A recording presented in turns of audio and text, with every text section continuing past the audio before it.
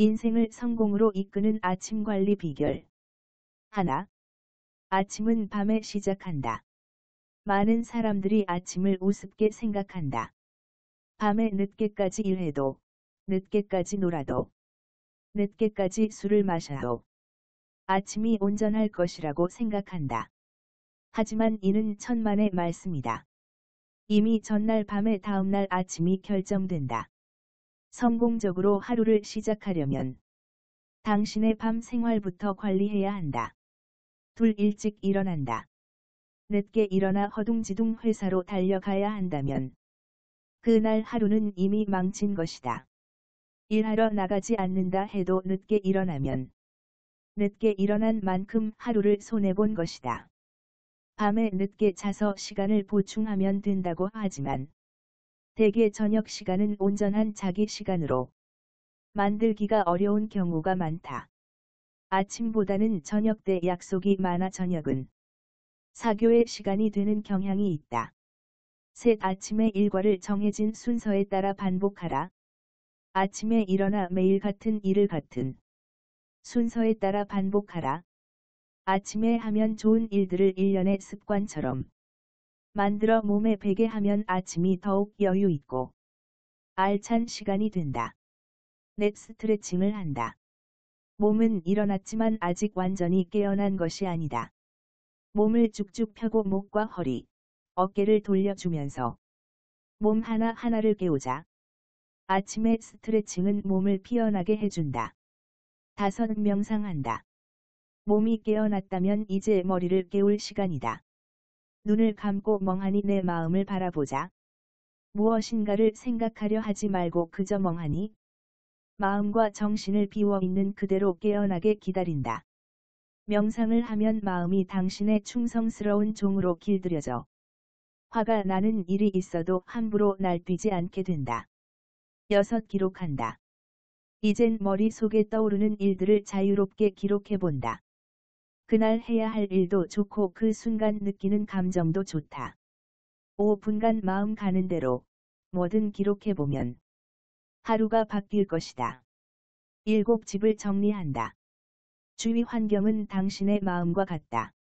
집을 깨끗하게 정리하다 보면 마음까지 청소된다.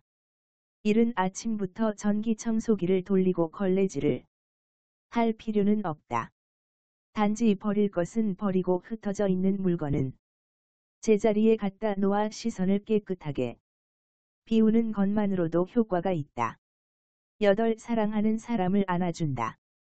연구 결과에 따르면 감정을 적절한 상태로 유지하려면 매일 8번의 포옹이 필요하다고 한다. 아침에 사랑하는 사람을 안아주면 에너지가 온 몸에 퍼진다. 꼭 사람이 아니더라도 개나 고양이 같은 반려동물이라도 안아주면 하루를 기분 좋게 열 수 있다. 9. 샤워한다. 아침 샤워는 게으름을 털쳐 버리게 해준다. 일하러 나가지 않는다 해도 일단 샤워하고 옷을 갖춰 입으면 나태해지는 것을 방지할 수 있다.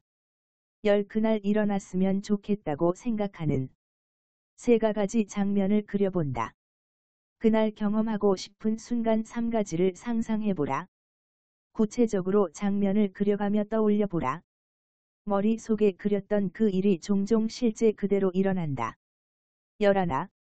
일을 시작하기 전까진 뉴스를 보지 않는다.